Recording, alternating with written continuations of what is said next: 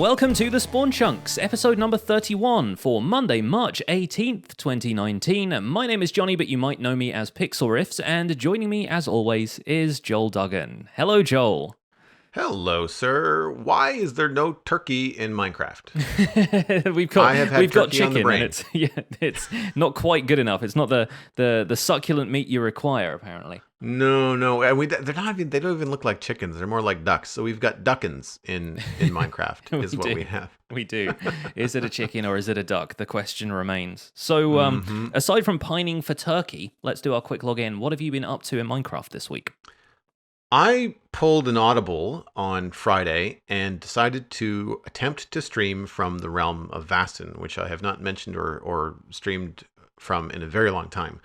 For one very technical reason, and that is it's very difficult to do so. I have been working on the giant frost tree in the middle of Salea, which is the name of the city in realm of Vastin. They gave it a name now.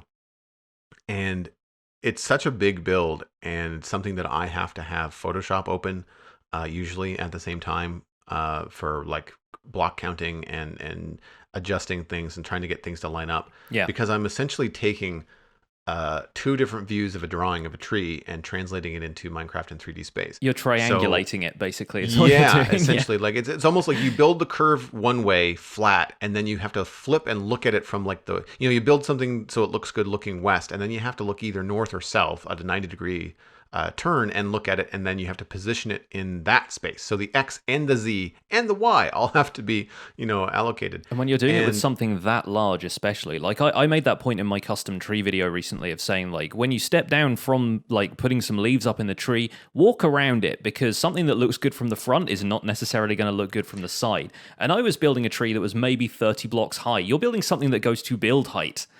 Yeah, it starts at 88 and goes currently to around 190. But that's the trunk. That's the trunk, and there's going to be canopy structure above that. Wow. Yeah.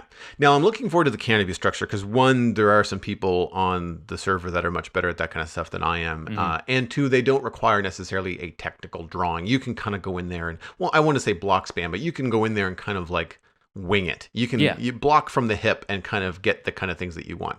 And something that Fixit reminded me of, because he was in the chat while I was streaming, was that on Vastin, all of the members have spectator account ability. So mostly for screenshots and cinematics and part of their YouTube storytelling. But on a big build like that, he was like, look, instead of trying to use rockets to fly around and try to get a glimpse of this thing as you're flying by at 20 miles an hour, don't forget you can use your spectator account to look at stuff, make sure it looks right. And I was like, oh yes, that's a good, it's an excellent idea and a much better experience for Twitch viewers as well. Yeah. I didn't have Photoshop open. I did have a screenshot of the trees, but I kept on having to leave my Minecraft window and move the drawing and look at stuff. So unfortunately, for me, when I'm streaming on my Mac, it means that, well, one, you always have to do the menu screen in Minecraft. So people get like this grayed out menu screen for a couple times a minute. Like every time I go to check something, I have to put the screen up.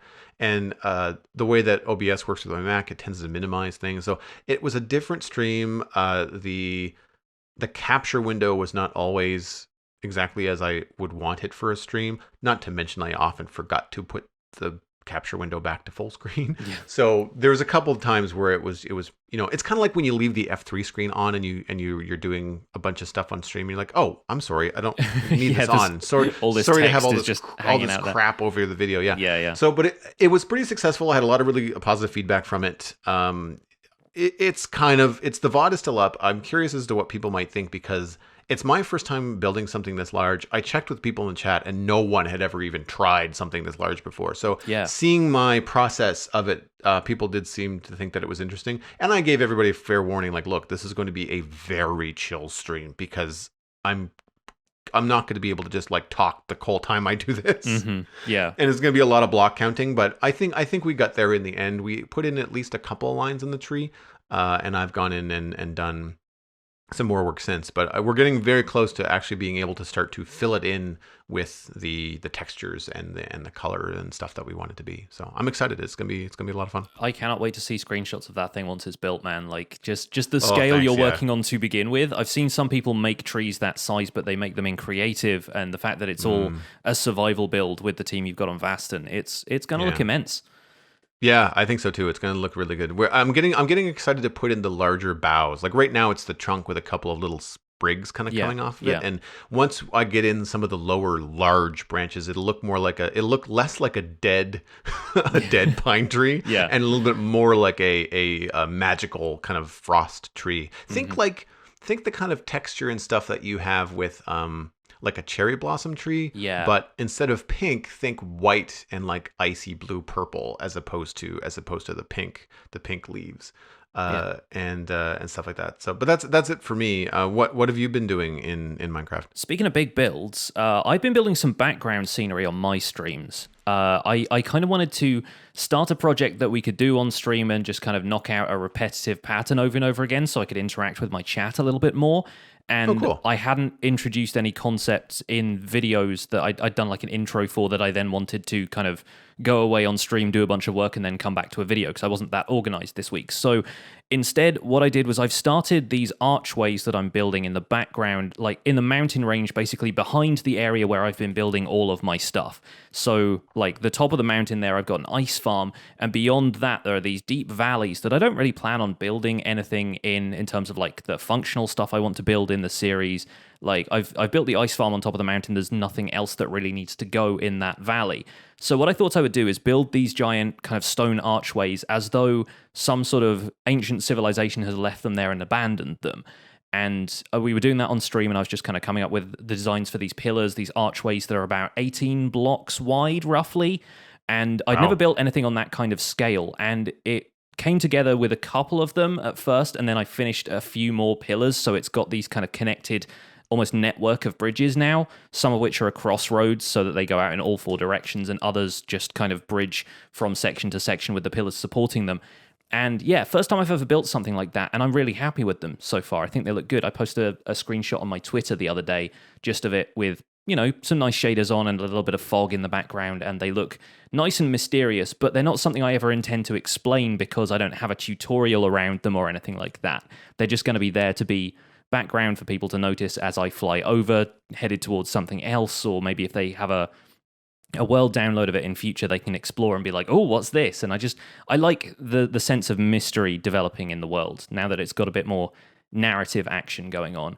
I am sorry I missed this stream, dude. These look amazing. Yeah, I went to look up your Twitter, at Pixelverse for people that have no idea. But yeah, that is really really cool. It's the kind of thing that you would walk by in an MMO and just not have the ability to go up there, but it just adds so much depth to exactly the what I'm world. going for is that kind of the depth thing, and it not necessarily being accessible, even though I can quite clearly fly up there and stuff.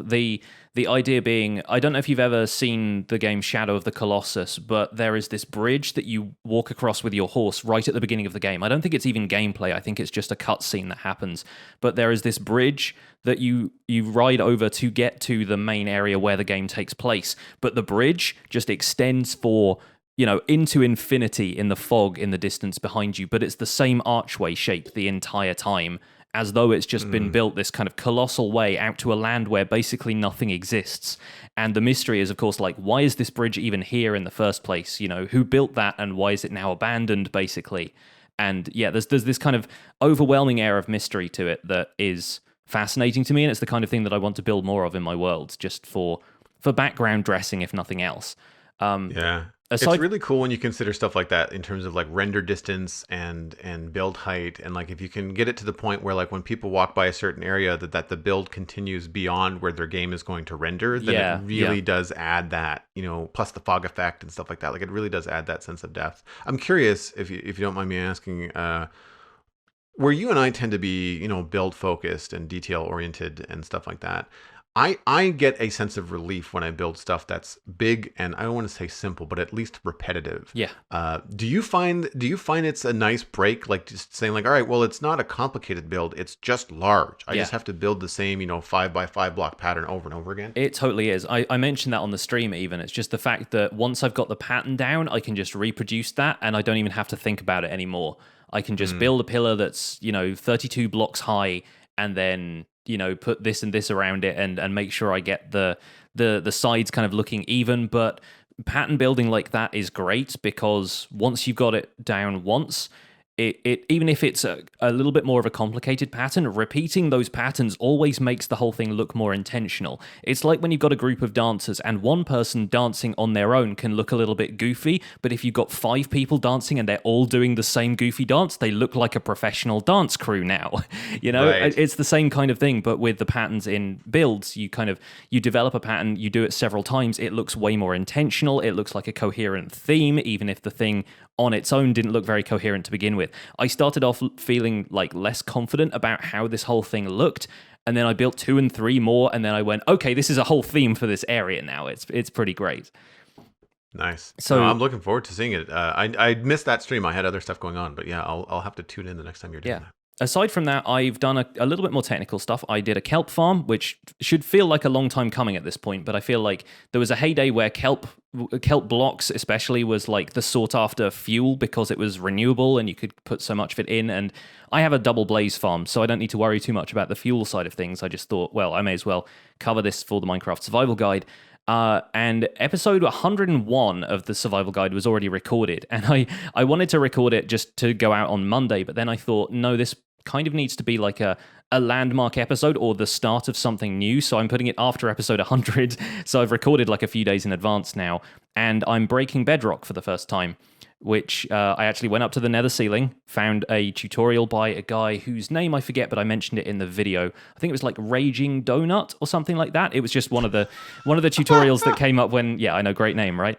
It was one of the tutorials that came up when I searched for it on YouTube, and the way to break bedrock using the kind of piston dislocation method and stuff, it's so weird and esoteric, and you would never know about it otherwise, and that's part of what frustrates me about that. Obviously, it's not an intended mechanic, but the idea that you have to just arrange pistons this certain way and you have to be looking in certain directions when you do this, and there are redstone blocks with rails on that you put in the air and you don't really know why.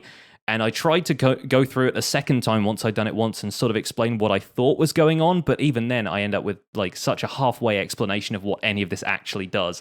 I'm fairly certain I got most of it wrong. But I've broken bedrock. I can get onto the nether roof now, and eventually that's going to lead to a few different things. The gold farm up there is probably going to happen at some point, just for efficiency of pigman spawning. I've seen some people actually take vindicators back from woodland mansions over the nether roof, just because it's easier to lay down a rail when you've got like 400 blocks of nothing that you can move across instead of having to tunnel through the nether to do it. So Right. there's potential for stuff like that to happen, for like ghast farms to be built up there or something like that in the fullness of time. But right now I just thought, with 1.14 nearly being feature complete and getting to the point where it might be coming out, the bedrock breaking methods that work in 1.13.2 might not work in the next version. So if we're going to break bedrock, I'd better do it now before that method of doing it goes away completely, and it may not be possible at all. You might have to do it in creative, or somebody else is going to have to figure out a way of doing it that's going to take them, 6 months of research at that point. So yeah, I decided I would better do it, now while I still had the chance. And then I took a little look around my world in the snapshot for Tuesday's video. I actually took a backup of it, loaded up the snapshot, and walked around my town and added lanterns and added a campfire to a chimney in one of the builds. And it's cool. It's actually making me look forward to this update even a little bit more than I was, just to see this stuff in the world that I've already built up instead of just on snapshot test worlds, So Yeah. I'm excited. We should get into the news. Speaking of snapshots, because We should. Yeah. Just anecdotally, like good or bad, how did you find the texture switch? Because you've been running like the vanilla 13.2. Yes. Right? It really wasn't bad. I think Nice. the majority of it is just, it looks like vanilla Minecraft, a little bit different. I will totally get used to it. Yeah, a little higher contrast, a little bit more cartoony, but other than that, not a lot of big changes. Yeah, and I've seen some really great builds lately with people using red brick and polished andesite together, and stuff looks like it has a stronger outline, and that improves builds like that instead of diminishing them. Like everything feels like it pops a little bit more, and so you can almost imagine a 3D effect to it as though there is naturally some 3D in the wall. Like the bricks aren't always going to be set perfectly straight with each other and flat. So yeah, I think there are some areas where it really shines through, and it is a massive improvement. The rest of it, I think, is just kind of the same, and I'm fine with that. Like I've even gotten used to the slightly stripy stone texture at this point. Like it's starting to gel for me, I think. And once we're thrown full on into 1.14 anyway, then yeah, I think I'm going to be okay with it. Cool. So let's talk news, because this is going to basically be the news and the discussion for this episode. We're going to go through the bullet points of this week's Java snapshot, but according to the changelog, as I was saying, 1.14, the Village and Pillage update for Java Edition, is basically feature complete now. And that's according to the snapshot, which we will have linked in the show notes. There's a lot of stuff has basically been added in terms of the villager trading stuff, and changes to villager behaviors and everything. So we'll go through that a bit at a time. We'll cover a couple of the other small things in this news section, but then our main discussion after we read some chunk mail is going to be about the snapshot in general, the feature completeness of 1.14 and our opinions. So stick around for that. But how about you take us through the snapshot bullet points first of all? Sure. This is Snapshot 19W11A/B. They had a small bug fix update that came a day or so later after the A came out. Worth noting that they actually didn't tag it as A or B at first. It was just 19W11. I think that's for the simplicity of the URL, because a lot of the time you'd go to the B snapshot link and it would just be a link back to 19W11A, but then the B snapshot stuff would just be added at the top. Saves a little bit of confusion, I guess. It's just like, this is week 11. Oh, it's definitely clearer, right? Yeah. Like I agree. Villager changes. Villagers now have a daily schedule. They go to work and meet at the village bell. Each villager will try to find their own bed or workstation. Workstations are now required for villager to adopt that profession. Village detection is now based on beds, job sites, and meeting points instead of doors. Iron golems will spawn when enough villagers meet. Trading changes include trading UI is updated, but it's still a work in progress. Villagers must now level up to unlock new trades. They did before; it's just clearer now in the UI. Yeah, lots of trades have been added. A villager profession won't always have the same set of trades. Prices now depend on your reputation and the demand of that trade. Villagers must go to workstations to restock up twice per day. Smithing table and fletching table have crafting recipes. Functions of these workstations have not been added. They will not have any functionality in this update. They've said that the changelog suggests that the functionality will be the next major update, which I have some thoughts on. New accessibility menu. Lots of accessibility improvements, adjusting transparencies for readability, toggle narrator subtitles on and off, etc. All that stuff is great. TNT and TNT minecarts now drop 100% of the blocks they break. They didn't word this quite the way that I think they should have at first, because I didn't understand it until I watched a video. But when a TNT block blows something up, it will not blow up any of the drops. All of the drops will be left on the ground, unless another piece of TNT blows up the entities on the ground. Yes, then you lose them. It's also worth noting that creeper explosions are unaffected by this change. So if a creeper blows something up, you're still going to lose some blocks. That is the nature of creepers. And that makes sense. Yeah, if it's TNT, then it said TNT now has a 100% drop rate, which sounded weird at first, but then if you think of it as all of the blocks that TNT breaks actually drop as entities, if that makes sense. Yeah, and the last note is that the new globe pattern for banners, which was only available in Creative, it is only available in Creative so far, but that's been added to the game. Yeah, and that's a cool one. I'm waiting for it to be added to some of the external tools that I use to design banners. I'm thinking of needcoolshoes.com in particular is the one that has the banner designer that I use, and it's going to be fun to see how the globe pattern looks really cool. For those of you guys who haven't seen it, it's effectively a globe-looking thing, but it's in the form of a cube. It's shaped like a cube, like a Minecraft block viewed from the isometric kind of angle, the sort of you're looking at the corner of it. And obviously, there were a lot of comments immediately on that post that was like, "Well, checkmate, flat earthers," you know. But I think. I mean, technically, the world is still flat. It's just flat on 6 sides.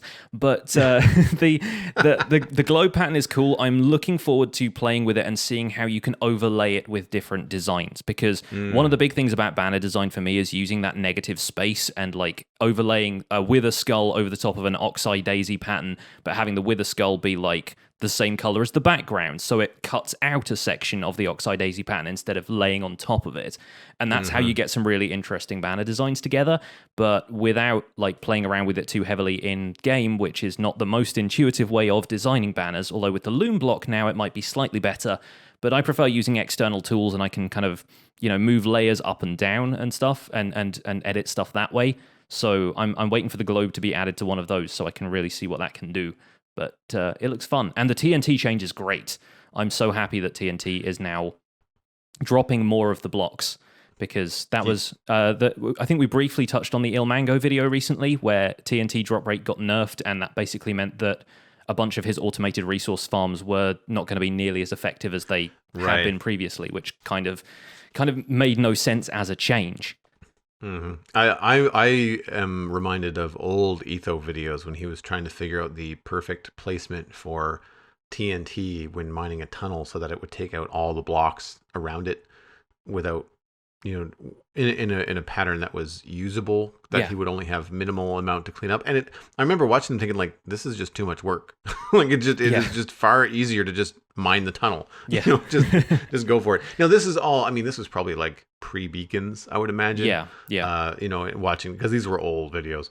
But it's still interesting to say the least that, you know, TNT was back then being explored as a mining tool, and because it did not drop the 100% of the blocks that it blew up, it was a lossy tool. So it feels like people are like, well, I'm not going to use it. I mean, it's fun to destroy things with TNT, but like I kind of want some of these blocks back. Yeah. So to use it in that way would be great. Like think about it, not necessarily in something like a machine that would drop a lot of TNT, because if it's dropping it too close, then you're going to have some loss there. But digging out something where if you controlled the TNT where it would only blow up at a certain rate or a certain distance from itself, then you could dig through stuff a lot faster depending on what you're doing. Like getting through the top layer of dirt and stone on a build where you're only going down like 6 or 10 blocks would be much faster. Yeah, and you can even use it for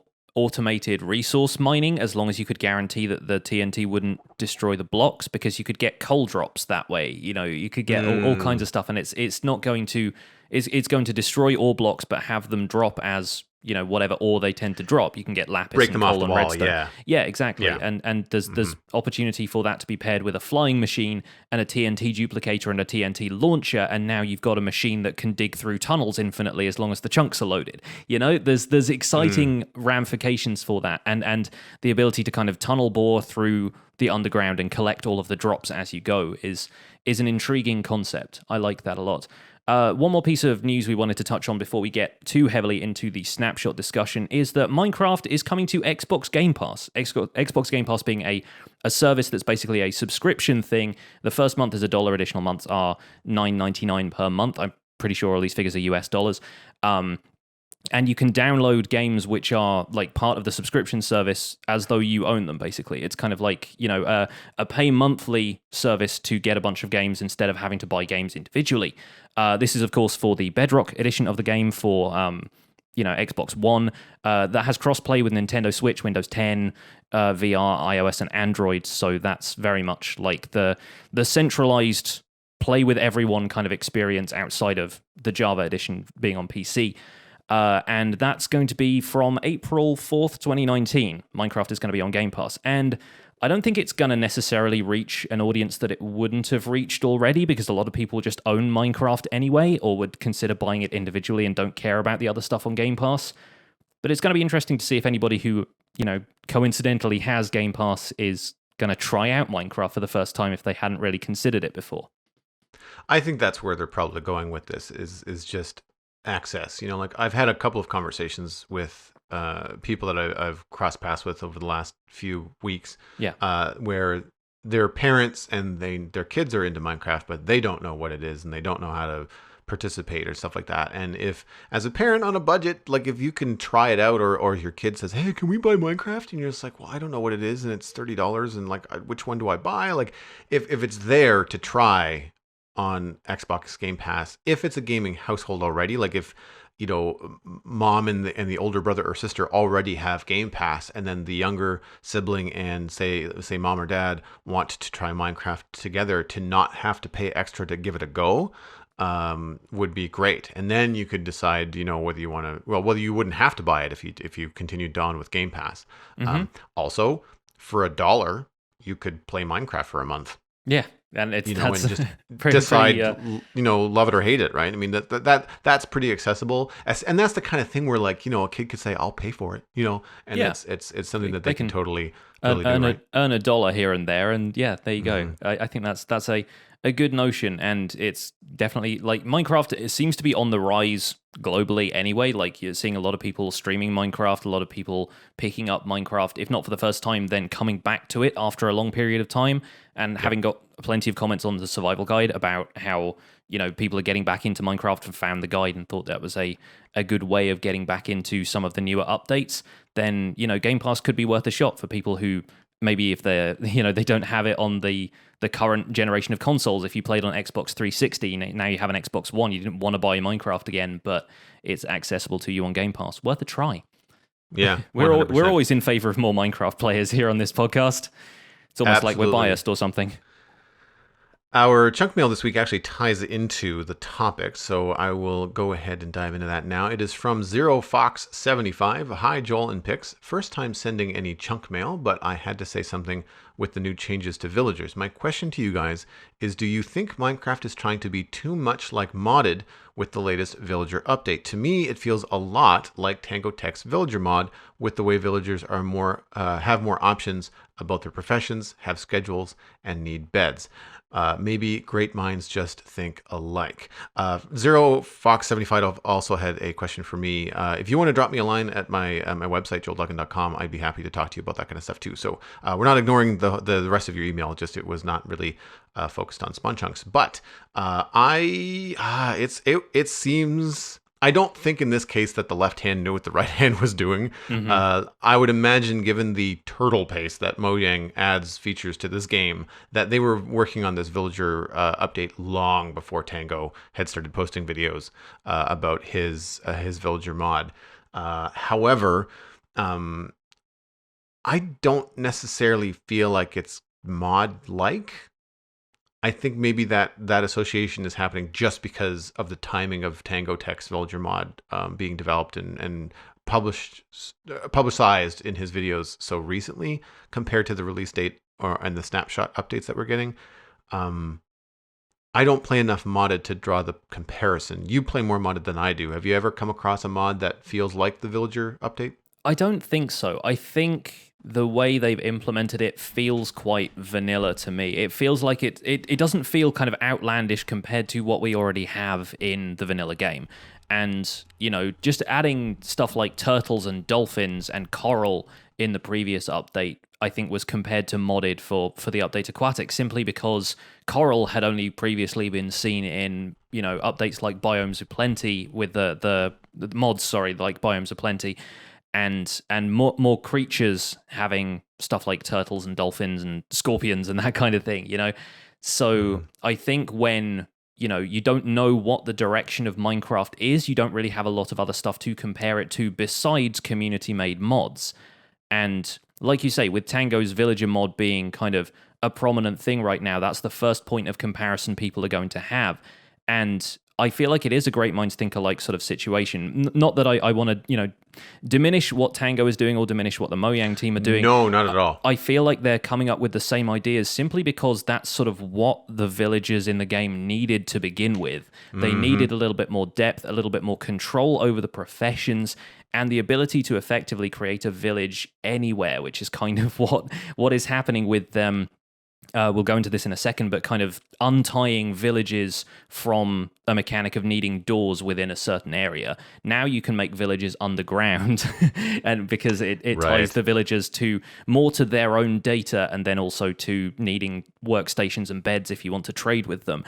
There's a little bit more stuff going on under the hood there that I would like to think, like you said, Joel, is probably coming from a place where Mojang has wanted to do some kind of update like this for a while, and is just now getting to it around the same time Tango is like, well, if they aren't going to do anything about villagers, then I might as well try. And it seems like it's that Mojang might well be drawing on, community-made stuff just to get a little bit of feedback about exactly what they should do with villagers. But I don't think they're kind of copying his stuff note for note. I feel like they see where the community wants changes with villagers to happen, and Tango's mod is also reflecting that, I think. And by the way, Tango's mod has progressed far beyond the kind of updates that we're getting to villagers. He's got enchanters working in villagers now that will automate enchanting books and items for you and stuff like that. And doesn't he have guards too? Like there's all kinds of stuff happening.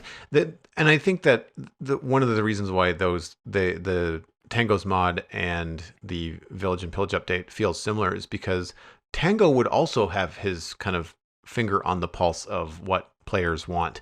Being a popular, YouTuber, Minecrafter, member of Hermitcraft, has a large community of his own. And so he would be making decisions for his mod in the same way that Mojang is making decisions for their update, and that they're listening to the community and what they feel is their version of what is being I don't want to say asked for, but the it's their response to the criticisms of the current villagers system. Both of which you'll notice negate the whole idea of putting a villager in a 1x1.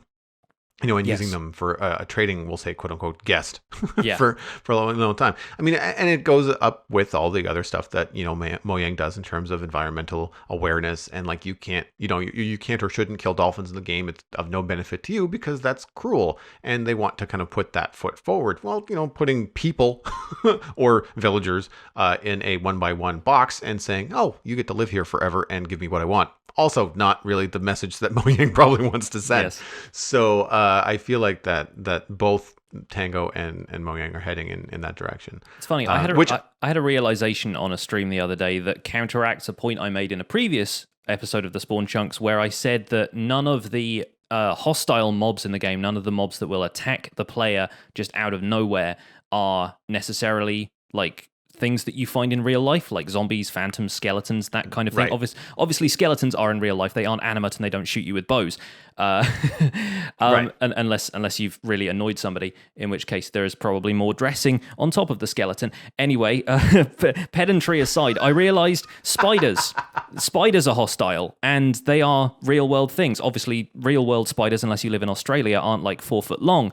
But it's like an arachnophobia situation, right? But that's I feel like that's the only real instance of a real world thing that you are encouraged to attack and farm for resources in that way. And that kind of ties in with like witch brewing and stuff like that with spider eyes. But yeah, the spiders being cartoonishly large is kind of a typical monster thing anyway. So, it's the same in every game. Every kind of adventure RP / MMO I've ever seen or played has got some form of giant spider repeated throughout the. It's like, oh, we're in a new zone. Awesome. What's the first mob? Oh, this time it's a giant blue spider instead of the giant green spider that you fought in the first zone. It's a slime. There are these archetypes they fall into for sure. Yeah. And I think I wouldn't be surprised if a lot of that stems back to stuff like Lord of the Rings and like true fantasy kind of like not tropes but like traditions. High fantasy fiction tends to do that. Dungeons and Dragons would do it, that kind of thing. Yeah, for sure. Yeah, for sure. So in the topic this week, we wanted to dive into the idea that 1.14 is now more or less feature complete. How do you feel about that? And I know we're going to be spending a lot of time talking about trading and villagers and stuff like that, but I wanted to kind of put a thought out there and see what you think, Johnny, but also the listeners think at home. Overall, the feeling, or my feeling at this point with the snapshots, is that there is a lot of complicated mechanics being added or changed in the game, many of which I don't exactly feel player base was asking for. So yes, I'm talking about like the changes to villagers and villages and stuff like that. I'm not saying they're bad, But I'm saying, like, I don't hear people, champing at the bit saying, villagers are so broken, please change them. I don't want to be able to get all these emeralds and all this cool stuff all the time. Where other things that I do hear from players, like new blocks, crafting variants, they're getting sprinkled in at best, to the point where even the new blocks, like the fletching and the smithing table, are not going to get functionality for this update. And that to me is a giant tease. It's really disappointing. We've had these blocks for weeks in terms of the snapshots, and we've been trickled out, week by week. Oh, you get the functionality for this one or these two this week, and then the following week we'll have a UI for the new one, but then it doesn't do anything, so we don't know what exactly it does, and all this kind of stuff. And even then, the functions of stuff like the smelter and the blast furnace, excuse me, have just been faster smelting and faster cooking. Like it's not really adding anything new. It's just speeding up existing processes. And I'm wondering if that's going to be part of some of the backlash that we might see from these changes, because to me, I can't speak to the development of what goes on behind the scenes at Mojang. It feels like new blocks and new block variants, like walls and fences and slabs and vertical slabs, that sort of thing, are a relatively easy feature to add to the game and something that people are asking for constantly. So I'm wondering, where the balance is with, like, well, here, let's spend all of our time adding something really complicated that no one seems to be asking for, and then trickle in the stuff that people we know you want. We know millions of players want new blocks and want new features and want new, light, emitting blocks like the lantern. Here's one. We'll give you one. And I'm being a little cheeky, but it to me feels like it's unbalanced. I'm not saying it's bad. All of the changes that we're getting are good, and I'm happy for them. You don't take back my stone slabs. Like I want those. But it's one of those things that I feel is, I wonder if as someone that's focused on building, I'm just not seeing the whole picture. So overall, like, what are your thoughts so far on the feature complete version of 1.14? To your point, I'm thinking, looking at this from Mojang's perspective and playing devil's advocate a little bit here, although, am I implying that Mojang is the devil with that? Because I'm not. Please don't think that I am. I think Mojang is in the business as a game developer of giving the players what they need and not what they want. Because I think villagers have needed an upgrade for a while, and this was a convenient time to do it.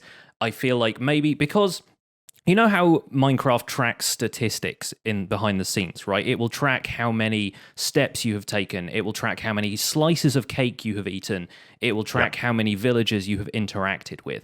I wonder, because it is actually possible, I think, for Mojang to receive certain information about that stuff from players.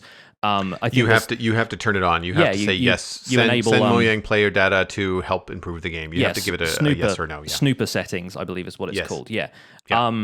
I wonder if they've seen behind the scenes that people are interacting with villagers less, or they've seen through YouTube videos and so forth that the way they interact with villagers is by locking them in cells and only going to them when they need certain things, rather than interacting with them as a complete feature. And that's what's flipped the switch and said, okay, we need to do something about villagers to make them feel like a more cohesive part of the world of Minecraft. Because people will create giant pens for cows, they can create vast fields and stuff like that. But if they want to make a village, they put everybody in a cell with 6 doors and tell them to breed. There are different ways of interacting with villagers, and they want to bring villagers a little bit more under control of the player, whilst also making them feel like a slightly deeper feature. And there's a certain saying we want new blocks all seems very well, but then those new blocks have to have resources attached to them. They have to do something. That resource also has to have some kind of other feature to fit in with Mojang's design philosophy of everything having more than one use.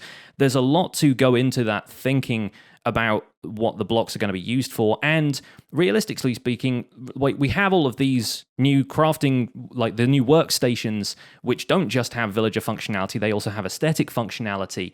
We have grindstones, which are this new block which is a sub block size and looks like a wheel, so it can be used for like building trams or like trains with the kind of overhead wires or something like that. There are a whole variety of things that aren't just like, oh, we have a new green block, we have a new purple block.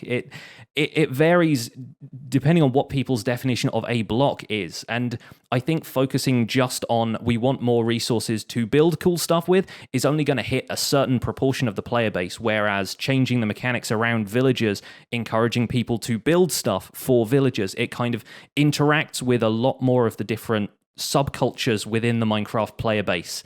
It's going to interact with technical players because they're going to have to figure out new ways of setting up trading halls and iron golem farms and stuff like that. It's going to interact with casual players because they'll see wandering traders come in and maybe they'll be tempted to, make more stuff for a village. And villagers are going to be more attracted to certain types of blocks, so builders can work those blocks into their designs and have villagers hang around a little bit more. I think it's a more holistic view of it than kind of zeroing in on the stuff that individual people want in the game and have been asking for and have like, a couple of upvotes on the Minecraft suggestions Reddit. I think this is like a problem with the game that they think needs updating rather than people just wanting it. Right. But and I'll put in like a counter argument that goes along that lines is like, villages, the place, getting the overhaul that they're getting in terms of how they appear just natively in Minecraft, and now this way that villages and villagers work and interact with the player, it's going to encourage more of the redesign a village, right? Like make your own village, create the paths that you want these villagers to go, give them beds, give them homes, make your own blacksmith shop, put the smithing table in it so that your blacksmith will hang out there and do what you want as opposed to wandering off like a moron. And I like all that. But then they also say like, hey, we're going to give you stairs and slabs in, granite and diorite and stone. But that concrete stair and slab that you've been asking for forever that would do really well in redesigning a village, nope, can't have those. And I know, again, I'm being cheeky, but it's one of those things where like it's some of the blocks and some of the things that I think they could give us creatively to round out the villager update are not there, and I don't see the bottleneck. Right. Sure. I don't see why it's so difficult to do that. Now, all that said, I don't want to dwell on this too long, but out of curiosity, how do you feel about seeing the fletching table and seeing the smithing table for so long and then realizing, oh, by the way, we're not going to give those functionality in 1.14? I'll agree with you. It's a disappointment. I think it's a shame to have all of this stuff added ostensibly as part of the same update, and then two of the things don't work. Then again, they do work as villager workstations, so they still have that kind of functionality to them. You can still put down a fletching table and an unemployed villager will become a fletcher. By the way, I love that. I've been playing around with the villagers just in a testing world, and I love being able to swap through villager professions. And it's already it's firing off my mind already about an idea where maybe you have a trading hall where you have one villager, but then you just move the workstations in and out, and then the villagers' trades keep switching around. So you have one villager who's your entire trading hall and is like a Renaissance man. He does everything, and you just have to use some redstone contraption to push or pull the workstations closer. Now, crafting blocks in a piston feed tape, right? Just the thing is, I haven't actually checked how many of these new crafting stations are pushable. I think some of them probably won't be, like barrels, for example, won't be pushable in Java because they're a container. Same with lecterns, I imagine, because they have redstone functionality themselves, but also because they can contain books. It might be a little bit more hazy. But like I said, if you can just have a block swapper that puts a fletching table in front of the guy instead of a smithing table, and then suddenly he switches from a smith to a fletcher, then that would be fantastic. I would love that as an idea. But anyway, going back to what you're saying, the fletching and smithing tables felt like they would have some sort of functionality, and from the changelog, they know what that functionality is, and they're just not adding it yet because they think it makes sense for a future update. It's kind of I'm side-eyeing Mojang at this point. I'm like, guys, really though? As if whatever update they have planned is not going to be super complete until they've, unless they've got this stuff to implement at the same time, or the fletching table and smithing table, which to me, were the two that I could not work out what they were going to do, other than like, hey, here's another way you can craft a sword or something. Like, if there is some change coming to weaponry in a forthcoming update, then good. And obviously you wanted the, fletching table and smithing table to be there for the villagers in the meantime, good. But that's also a case of, like you were saying, the left hand not talking to the right hand a little bit. Like you're adding half of it one time and then expecting us to wait for the other half. It's a little bit strange. I can sort of understand the philosophy behind it, but it still comes across as a little bit strange. Yeah, and if those designs have changed, or if there's been a decision to move an update that was not coming until later up to closer, and they don't want to do the work twice. Like, I can appreciate this is the functionality that this block would serve now, but now that we have another update planned down the line that we didn't know about 6 months ago, that functionality is going to change. It doesn't make any sense to put the man hours in, or woman hours, to create that functionality now, only to redo it and turn it on its head. I don't remember where I saw this. I don't know whether it was a Discord or whether it was a tweet. But somewhere I had read about a potential combat update coming to Minecraft. It's the sensible thing to assume if they're holding back the things that make bow and arrow related stuff, right, and the things that make tools and weapons. So, right, and so that's where I'm thinking that is probably coming from. Complete guess. I have no idea. Especially with the PvP community being stalled on 1.8 because they don't like 1.9 and above combat. It makes sense that they're going to revisit combat at some point. Jeb has been murmuring about this on Twitter occasionally. So maybe that's what it was. Yeah, you can assume that maybe 1.15 is going to be something combat related if they're holding back the functionality of those. But then you've got people speculating about 1.15 before 1.14 is even out, and maybe that's how the hype cycle drives itself. But it just frustrates me that we can't focus on the here and now. No, I agree, and at the same time too. I mean, while it's a problem when you're Mojang, it's frustrating, but probably a good problem to have. Yeah, when people are like, so. I want to know how I'm going to be playing your game that's 10 years old in 2 years. Please tell me now. Yeah. That's not necessarily a bad thing. But one of the things that I know we're going to have to deep dive on is the villager trading. And I woefully do not know enough about it. I didn't have time to dive into the snapshot. I did watch some videos about iron farms, but I don't know much about the villager trading stuff. But you had some hands-on. So what was your impression of actually trading and working with villagers? So like I said, I love the new villager system. It's great to plonk down a workstation in front of an unemployed villager and have them immediately switch to a specific vocation. The trades seem to be a little bit more random. They are, at the very least, different from the existing trades that villagers have now. And they are like the reason I put they level up to gain XP, which they did already, but they have like a visible XP bar to get more trades. So they start off as like a novice blacksmith or whatever, and then you trade with them a few times. They gain XP. I don't know if a single trade like unlocks a whole new level, but I imagine that once it gets balanced a little bit more, you'd have to do several trades to unlock the next tier of stuff. And then at that point, they become like an apprentice blacksmith, and then they become like a journeyman blacksmith, and then a master blacksmith. And a few of I logged into the survival guide world in a snapshot for Tuesday's video, and several of my villagers were already masters because I traded with them already, but they still had all of their old trades. So I've not necessarily seen the full run of trades that people can have in the new update, but it's going to be different from the current thing where farmers always have wheat, carrots, potatoes as the first trades, and then they have a couple of things where you can buy apples and cookies from them, and then they have melons and pumpkins, and then they have cake at the end. That's going to be different now, and it's going to be different for each individual farmer. So you will have to try out a few different farmers to see which one has favorable trades, or even has a melon trade to begin with, because they're not all going to trade melons. That obviously lends a little bit more variety to the search for the perfect farmer, and also lends a little bit of depth to trading halls so that you're not just finding one villager and sticking with them forever.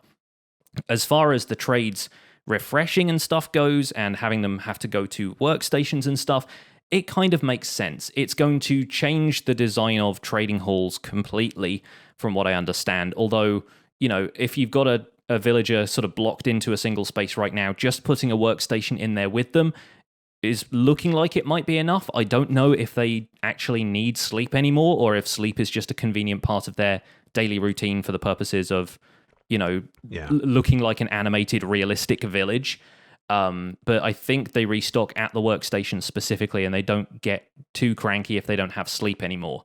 So yeah, I'm not quite certain how those mechanics work, and it's going to take a little bit more fiddling with that to figure it out. But And even then, I mean, like adding a bed and a workstation into a trading hall. I mean, maybe not working for a trading hall that's already been built, but if you're designing a new one and you want to have a number of villagers all next to their blocks, their profession blocks next to a bed, not a whole lot of space. You're adding 4 to 6 blocks of space depending on your aesthetics and how you want to decorate it. And so it's a big change, but not a change that you have to then like completely rethink the way that it may work. Like there's some logical throughput of like, okay, well, it worked like this before. These are the new parameters that have to be in place. How can we just like tweak the existing designs to see how it's gonna go? The thing that I'm unclear on is stuff like trades, restocking, or changing. For example, when you find that librarian that will trade you a mending book for 10 emeralds, how long do you have that trade? Yeah, that's something I still need to look into, because from what I understand, the trades are going to change, but I don't know if that's such a dynamic thing or if it's just like, Right. one villager will continue to trade you whatever, but then their profession can change. Even if they change professions and then switch back, they still have all of the trades they had last time you spoke to them as, say, like a librarian that you switch to a shepherd, but then you switch him back to a librarian. He's still going to have the trades he had the first time he was a librarian for you.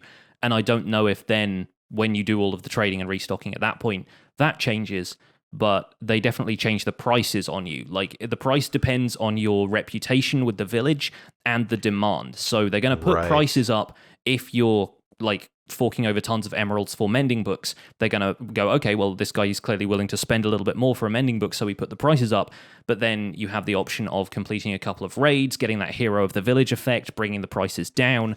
And I think they start off with the price a little bit lower when they don't know you, and then they can jack the prices up if, say, you've attacked a couple of villagers and they don't like you at that point. There's a few different variables there. There's some interesting economy mechanics that are in there that I think there are a lot of technical people that are going to really enjoy that. Like, they're going to be like, okay, how can I game the sales system? Like, how can I be the the wholesaler and versus the customer? Like, there's some interesting stuff happening there. I mean, servers already have their own economy in terms of like players selling blocks or things that they've made a giant farm of 4 diamonds or for a block that they want a lot of. For example, I use a lot of glass on the Citadel, and I have a bone farm, so I trade bones, but I don't want diamonds. I want sand or glass that I can then just smelt and use in other builds, so I don't have to go sand mining all the time. Mentally, I'm just thinking like, okay, so I'm going to be hanging out a lot with my current mending villager. There's going to be a lot of mending books in a shulker box for when I roll over to 1.14. I think stocking up on trades that you like, stocking up on iron, emeralds, stuff like that is going to be very much worthwhile before we make the switch. But I don't think villager trading is cancelled at this point. No, I think it is very much something that the community will adapt to, and it's going to be fun watching people adapt to the changes and finding out, okay, if you like trade with this guy once and twice and then you do 2 raids, that's like the optimal amount of discount that you get, and they don't drive the prices any lower than that, because then that's how you start to game the system a little bit, and finding the players who are willing to put in the effort to data mine that a little bit or just test stuff until they figure out what works. That's going to be an interesting time, and it's fun to have a community playing around with those mechanics. That said, the community is already playing around with iron farms, and there is a little bit different. Now, once again, I should point out, iron farming is not cancelled either. Iron farming is still possible, and I know, Joel, you've been looking into this a little bit yourself, so yes, if you want to share your thoughts on iron farming, because it's different, but it's not gone.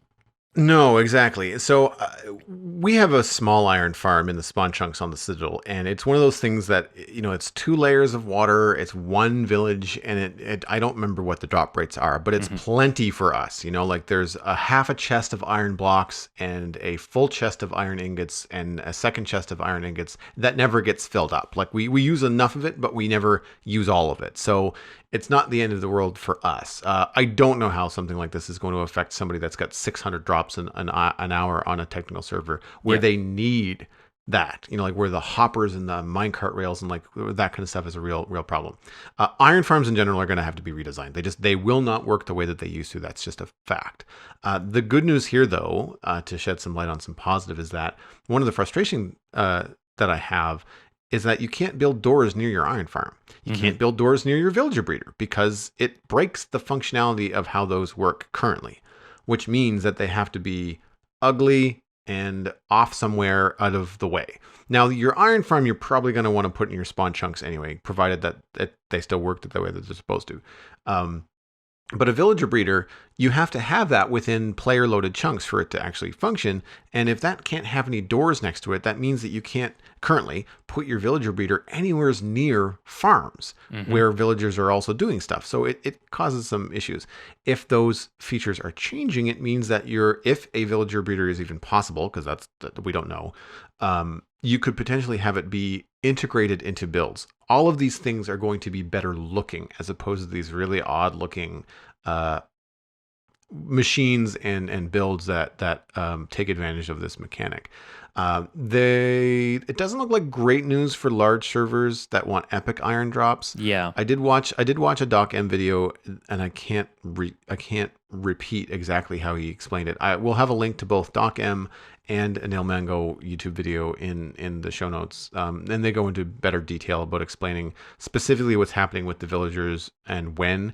And you have the added bonus of the visual of the villagers doing what they say they're doing when they say they're doing it, Hmm. which I think it helps quite a bit. But it right now, in order to create an iron golem, villagers have to gossip. They do that at a meeting place. Currently, it can be a bell. It doesn't have to be a bell. But you have to have 10 or more villagers gossiping back and forth. And essentially, what they say is, holy smoke, we're out in the middle of nowhere and we have no protection. We need a golem. And so Hmm. they spawn a golem. And then you, as a player, have to remove that golem from their vicinity so that they think they don't have a golem and they try to spawn in another one. Yep. But So they the only, usual kind of things: water streams, baiting them with zombies, the yeah, kind of stuff that they yeah. will track to. Yeah. Toss them into a lava trap, kill the golem quickly, Yep. and remove it from the game so that the villagers think, oh crap, we still need a golem. Hmm. I am unclear as to whether that only happens in the evening or what. But in Doc M's video, he had something crazy like 300 villagers in 6 or 12 cells, Yeah. all piled on top of each other.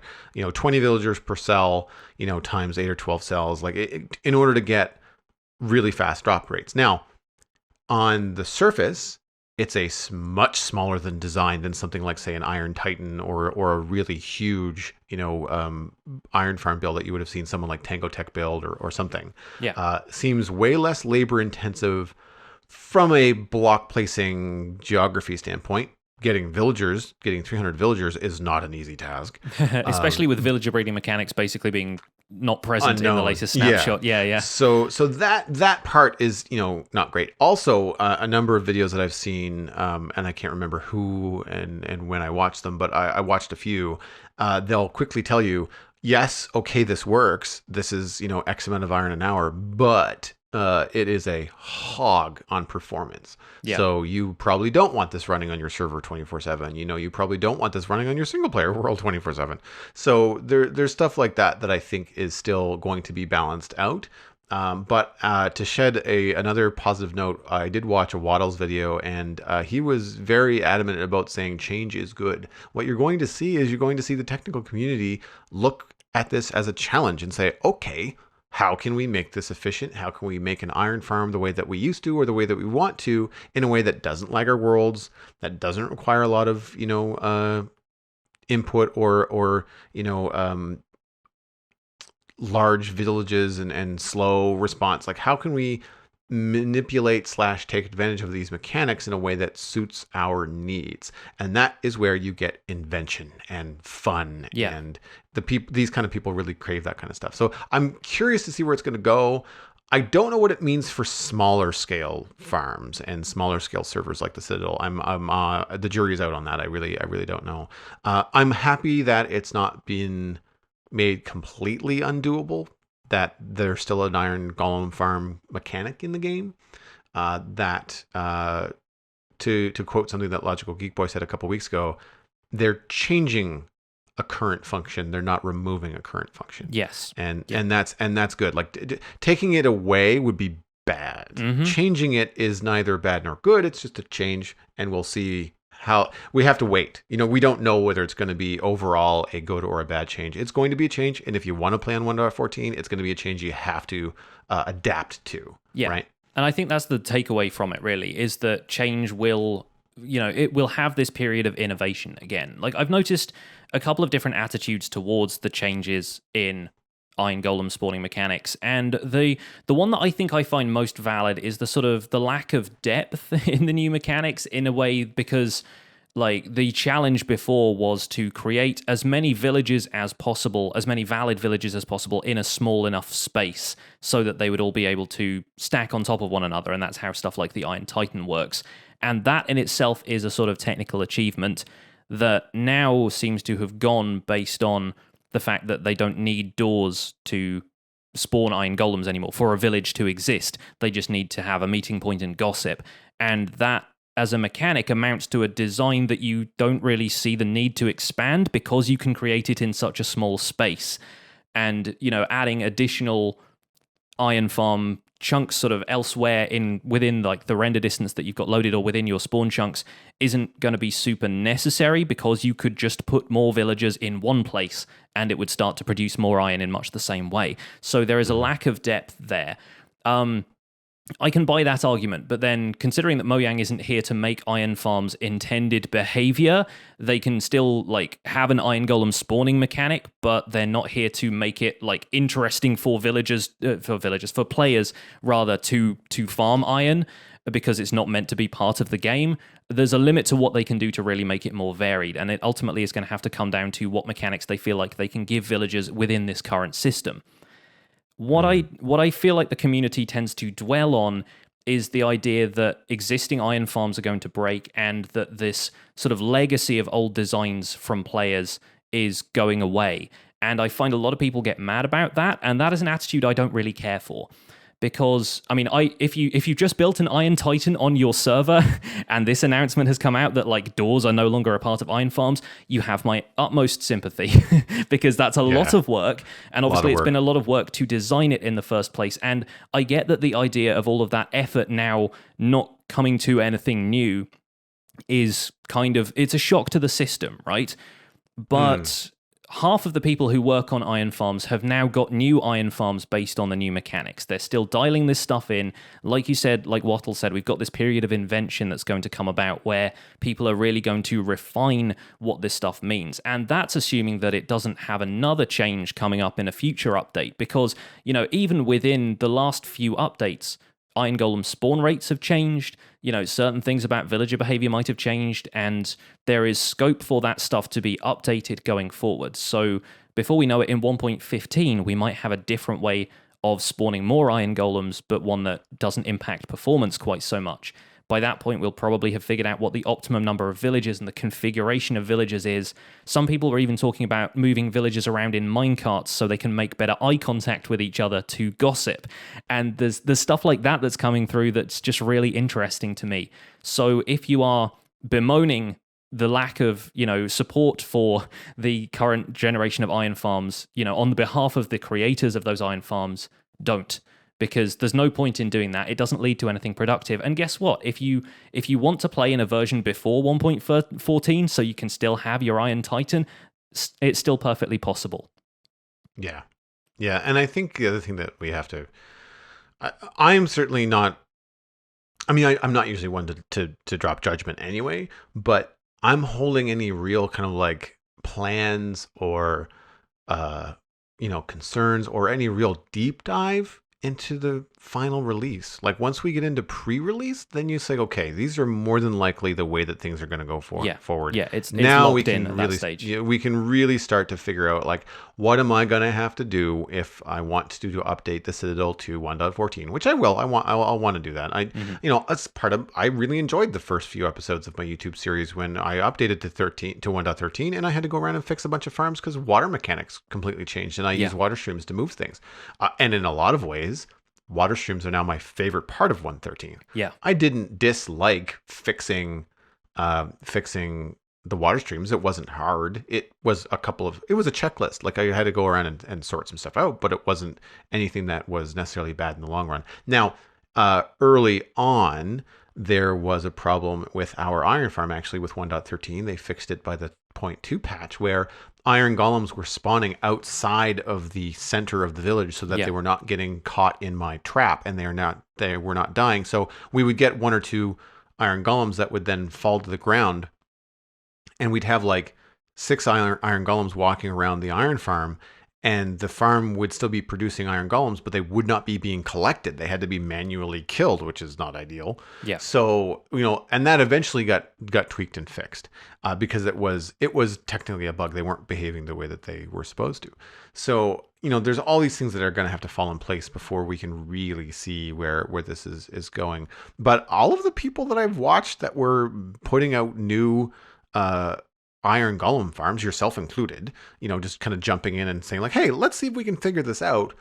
No one was bemoaning the fact that they had to do it. It was just kind of like, I have an opportunity to make new content. I have a new challenge technically where you can imagine that as much as people love their, 500, drops of iron an hour, at a certain point when an update has been out for so long, the very technical players that know this game backwards, forwards, and upside down are probably a little bored. Yeah. And to have a new challenge and say like, well, things are going topsy-turvy, time to put on my, my technical player hat and really dive into it. I think there are a certain number of people, probably the majority of the technical players, that get very excited about that kind of stuff. Yeah. I think the ideal situation for me is one in which there are a variety of approaches to a mechanic, all of which are equally valid.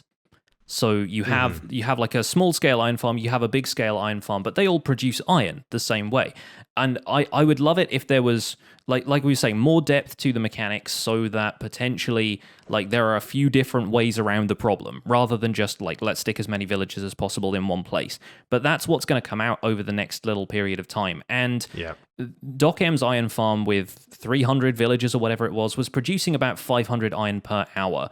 I think Frilioth had a design where, incidentally, the golems were suffocating in a block because they could spawn without adequate head height, and that was generating a fair amount of iron too, but he had 2 cells of, I think, 240 villagers each, or something like that, and that was huge, obviously. 480 villagers is enough to definitely slow your world down, for sure, but that's if you want 500 iron per hour. The iron farm that I've built in my single-player world, which, yes, is not a server, I'm not providing iron for an entire community of technical players, that generates 40 iron per hour, and it's still more than I need. I've still got beacons permanently set up in 2 separate places, completely with iron blocks, because I don't need that many iron blocks right now.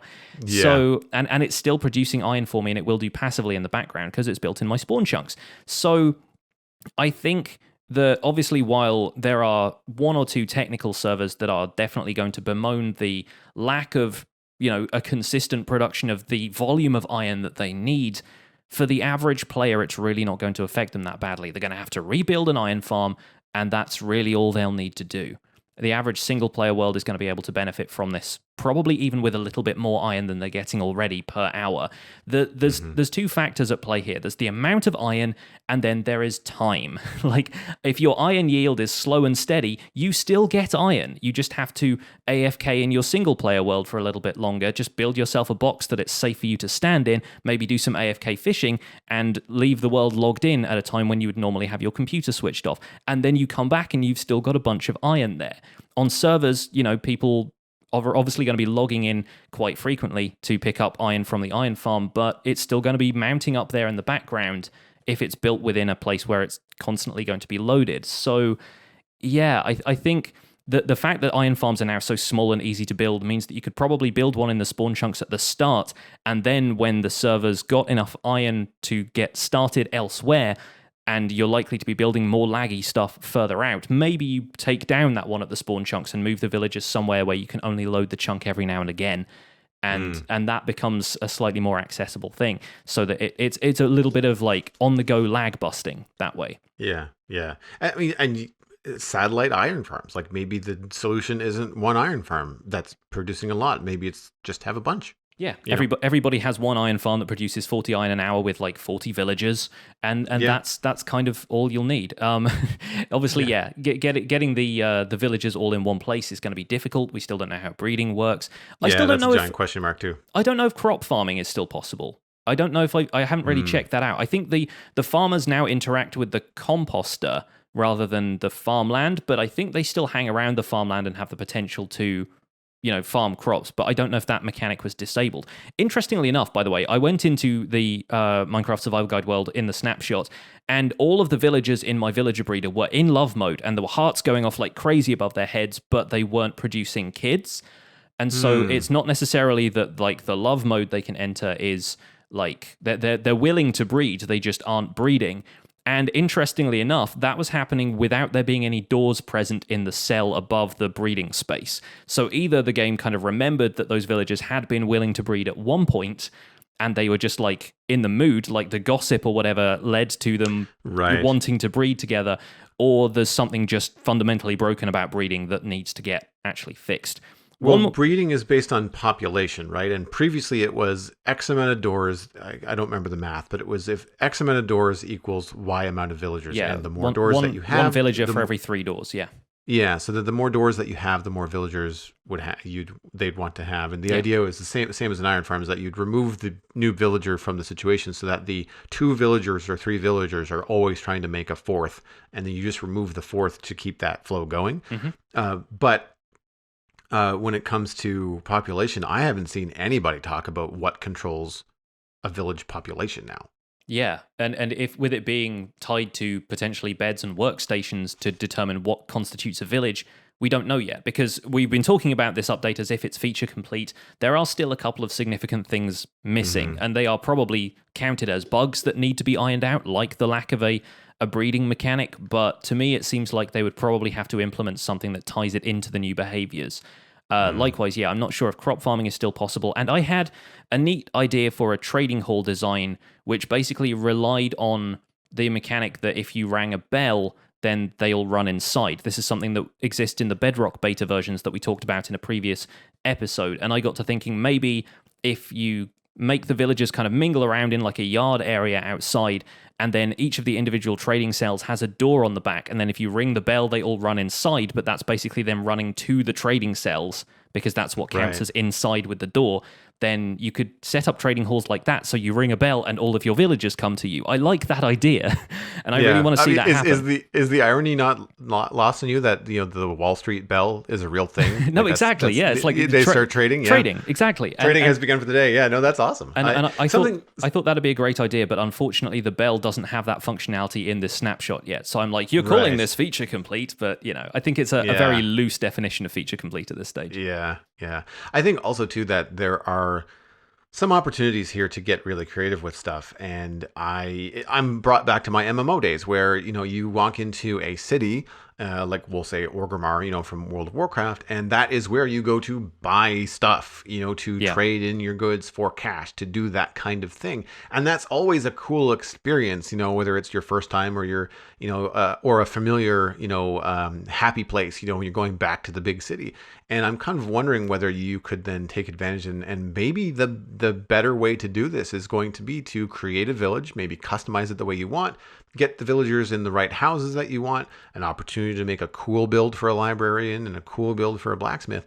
And then when you want to go do your trading and you want to go do that kind of stuff, walk back into the village and say like, oh, hey, I have to go over this familiar hill to the blacksmith place blacksmith is a bad example, but because we don't have functionality for that. But going back, and I want to go to the library because I want to get a new book, for my new sword or something like that. And I think that there could be, examples of pillager proofing, trademark, your village, and turning it into something really, really cool, and adding a lot of gameplay. Like, so for anybody that ever complains about being bored in Minecraft, well, Like I think they've just added quite a bit that will keep you keep you busy if you want to add just a little bit of RP in there, and get a little bit more creative with it. I find that something that I will say I find it uninteresting, and it's not a criticism, but I find a lot of the technical videos are very plain. Like very seldom do you see someone say, "Hey, here's how to do this kind of farm, and here's how to make it look nice." Yeah. Right? Yeah. You don't. That's usually left up to somebody else, and so I find that approaching it from a midpoint of like aesthetics and technical stuff, you open up yourself to, yes, a little bit more work, but it also is hopefully more fun. And I would love to know what the community thinks about this, because I'm pretty sure everybody is going to have an opinion on the changes in this update and what exactly the whole Village and Pillage update means at this stage. But that is where our opinions are going to end, because it's time to wrap up this episode of the Spawn Chunks. I think we've had a great discussion. I've really enjoyed it. And you can find out more information about the show and links to some of the stuff we've talked about at thespawnchunks.com. You will probably want to do your research on this subject, so give it a look. The music for the show was composed by me, and The Spawn Chunks is proud to be a listener-supported podcast. You might notice that other podcasts you've listened to read ads during the runtime of the podcast. Sometimes they'll take a break in the middle to read ads. Joel and I don't do that, and that's because our show is entirely funded by listeners through Patreon. If you get some value out of the show, you might want to consider putting some value back in and allowing us to continue that listener-supported thing. If you go to patreon.com/thespawnchunks, you can join our community, and pledging at any level will get you an invite to our patrons-only Discord chat, getting us closer to our quarterly Patreon Hangout goal. We are currently at 68 patrons, which is 3 new community members from last week. You are most welcome, and I think you've been getting a warm welcome in the Discord community as well. And we want to give a special thanks to our content engineer, Pankwa, for supporting this episode. It's worth noting that we are really close to actually hitting that Patreon goal for the quarterly hangout. And essentially, if we hit that relatively soon, we will just dive in and do a hangout for the first quarter, even if we don't hit it by the end of March. April, something like that. We'll just do a first quarter hangout and then schedule the rest of them along the way. We've also added a new goal for a chunk mail dispenser. We've been getting quite a lot of email to the show, which is fantastic. It's an awesome problem to have, but as you can imagine, we can't get through it all in an episode. Yes. Every now and again, when we have a slow news week, we'll dive into some extra chunk mail, but there's just too much to get through, and too many good ideas and good comments to get through. Yeah, we've spun entire episodes out of single emails at one point. So, absolutely, yeah. So thank you for the thoughtful email. So what we're going to do is try to add a segment to the render distance, the post show, where we tackle a few extra chunk mail things here and there to try and help clear out the backlog. We also have another feature coming in the live recording day goal, which is going to involve patrons, and that is where Jonny and I just turn on the live button, and people can tune in via Discord and listen to us do the show in its entirety from start to finish live on Discord. So there's a lot of benefits to becoming a supporter of the Spawn Chunks. One of the free ways that you can support the show is very, very easy. Just tell people about it. You can find us at The Spawn Chunks on Twitter and Instagram, but personal recommendations are by far the best way. Poke a friend in the arm, tell a server mate, hey, listen to this podcast. The more people that know about us and listen to us, the better. That is always a fantastic way to share the show. You can email the show at thespawnchunks@gmail.com, and you can subscribe on iTunes, Android, Stitcher, and Spotify, and now, as of last week, on YouTube as well. Worth noting, it is still an audio podcast. There's no video content on YouTube. There's just a still image that plays for the duration. But if YouTube is where you want to listen to your podcasts, if that's where you hang your Minecraft hat, then we are there as well now. You can also review the show if you're out on any of those iTunes and Android platforms, as well as a few others. And the review this week comes from Best Number 72 from the iTunes store in the US. Very professional. The majority of Minecraft podcasts are really unprofessional and cringeworthy. This is Best Number's opinion, not ours. That's what's different. Pix and Joel, are taking this very seriously. Keep doing it. Okay, I think we will. Thanks very much, Best Number. I appreciate the lovely review. You hear that, Joel? We're very professional and not cringeworthy at all. Exciting. No. I'm so glad to have been validated after all this time. That's a pat on the back if I've ever heard one in the Minecraft Absolutely, community. absolutely. I will take that to the bank. Yeah, absolutely. RSS feed is on the spunchunks.com, and the patron-only RSS feed is on the Patreon page. That is the only place where you can listen to the render distance, the extended version of the podcast. My name is Pixel Riffs, and you can find most of what I do at youtube.com/pixelriffs, where I attempt to make sense of this crazy and wonderful game in a series called the Minecraft Survival Guide. When 1.14 comes around, it's going to get even more crazy and wonderful, and I will hopefully understand some of the mechanics by then. I'm also the voice for the unofficial Hermitcraft recap, which you can find through a quick YouTube search, and I stream Minecraft 3 days a week on Twitch as well. Aside from that, I'm at Pixel Riffs on both Twitter and Instagram. Joel, where can people find you online? Everything that I am doing online, including my illustration and design portfolio, is at joelduggan.com. And if you're interested in hiring me, then just drop me a line. I do all kinds of stuff, not just cartooning and illustration. I also do graphics and motion graphics for things like YouTube. So if you're out there and you have a channel, get in touch. You can also listen to The Citadel Cafe, a podcast that I talk about geeky and sci-fi entertainment on. We did a huge show last week about Captain Marvel. So if you have seen it or are not worried about spoilers, then you can even check out the bonus content on that and let us know over there what you think about Captain Marvel. It was a lot of fun. I think everybody should go see it. And last but not least, I'm going to point you towards YouTube. It is just my name, Joel Duggan. I do Minecraft content for the most part, and it is a fairly chill experience. I'd be curious to what you think. I'm coming up on 500 subscribers. I'd like to try and crack that before the end of the month. So go say hi at youtube.com/Joel Duggan. Thanks for visiting the Spawn Chunks. The world outside is infinite. Get your crossbows ready.